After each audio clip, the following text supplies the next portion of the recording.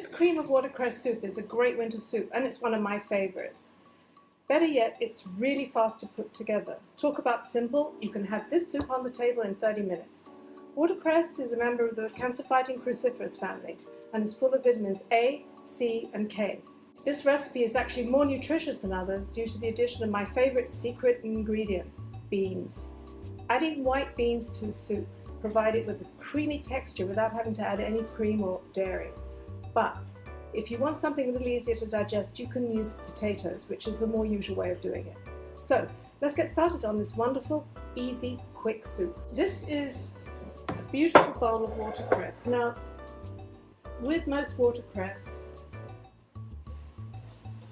you can see there's a thick stem and a tender little leaf. Now, most often people just use the leaves and throw away the stems, but we're not going to throw away the stems. We're going to pick off the leaves, and then we're going to dice the stems up and cook them with the onion. That way we're going to keep as much of the goodness of the watercress as possible.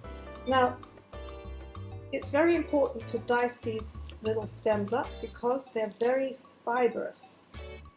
And by that I mean fibrous, not necessarily full of fibre. It's not quite the same thing. So, and this is a tiny bit fiddly. It's the only tricky thing to do. And if you don't want to do it, you can just, I'll show you the cheats way of doing this.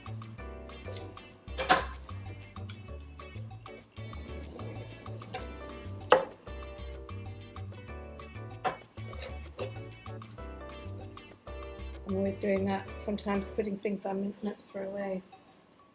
So let's just do a little bit going here. Now, just bundle it up as tight as you can together and then just cut through it. Cut through the stems so they're really quite small. And this will ensure that any stringy bits in the stems won't get into the soup. Alright, so just going to make sure these are sizzling.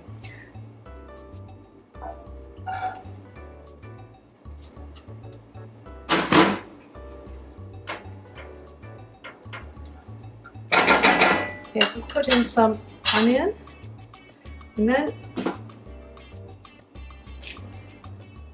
some thyme. When thyme's fresh like this, you just need to pull off what you need. The soup gets blended at the end, so it doesn't really matter if there's a few stalks in there. Maybe that one's a bit too big. So now we're going to put in those chopped up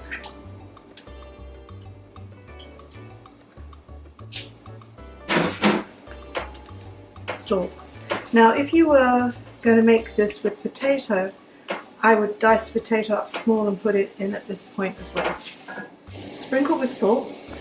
Now, this particular soup, we're just going to be making it with water, but you can actually use either a light vegetable stock or a light chicken stock. As the soup stands right now, it's vegan, so if you want to keep it that way, use a good light vegetable stock.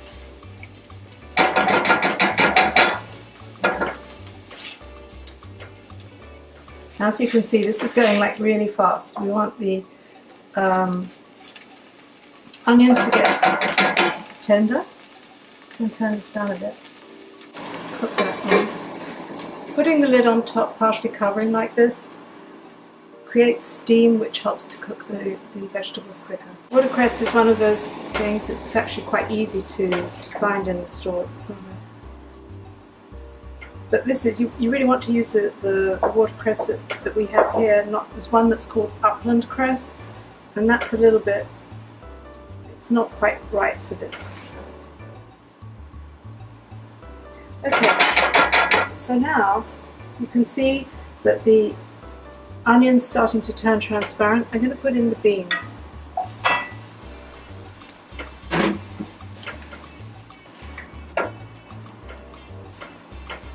And now some water.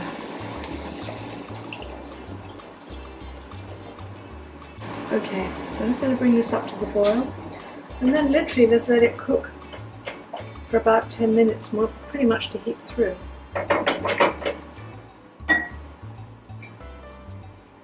Okay, we'll leave that right now. Now I want to go back to the... I'm going to keep some of the prettiest ones for garnish.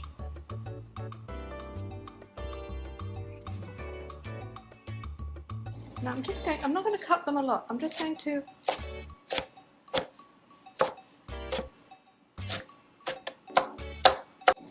okay, don't want it any more than that. And what we're going to do is move this onto here. I'm going to put in half when the soup comes to the boil. It's cooked for about 5 minutes. And I'm going to put the other half in right at the end after we've cured. They're boiling away now. And honestly, for this, because the beans just really need to heat through and get really soft. Soft enough so they mash against the side. And that would be the same if you're using potato, the diced potato. They just need to cook enough to be against the side. And I'm going to put a handful of the cress in. 2 actually.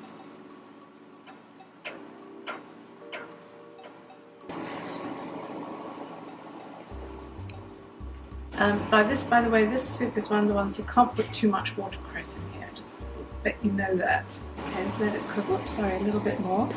Why not? Because it's like spinach. It goes down to very little, and it's got so much good nutrition in it that really, you know, you can make it with 1 bunch, you can make it with 2 bunches, or you can make a lot of it with 3 bunches. You can see now how some of the leaves are changing colour, going a little bit darker.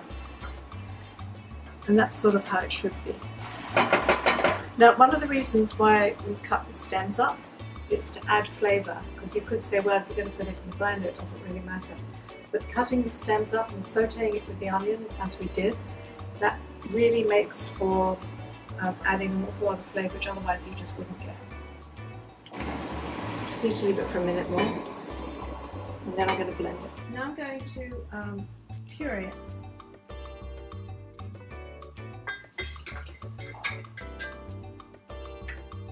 Now, with all pureeing hot soups, you don't want to fill it up too much. So you can do this in a couple of batches. This is probably just about enough.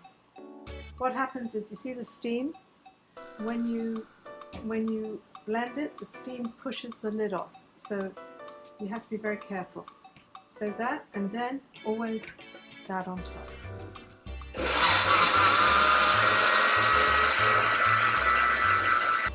I'm going to put this back in. Help. Help. All of the, you can see how nice and sort of silky the texture is. And this pretty much now, as soon as these little leaves that we just put in have wilted, it's ready to eat. You can, if you want to be a little bit indulgent, you can put a little bit of butter in it, stir a little bit of butter in at this point, a bit of sweet butter, but it's perfectly good as is. And you can see that the beans have given it that creamy texture that usually only comes with a lot of calories. Watercress.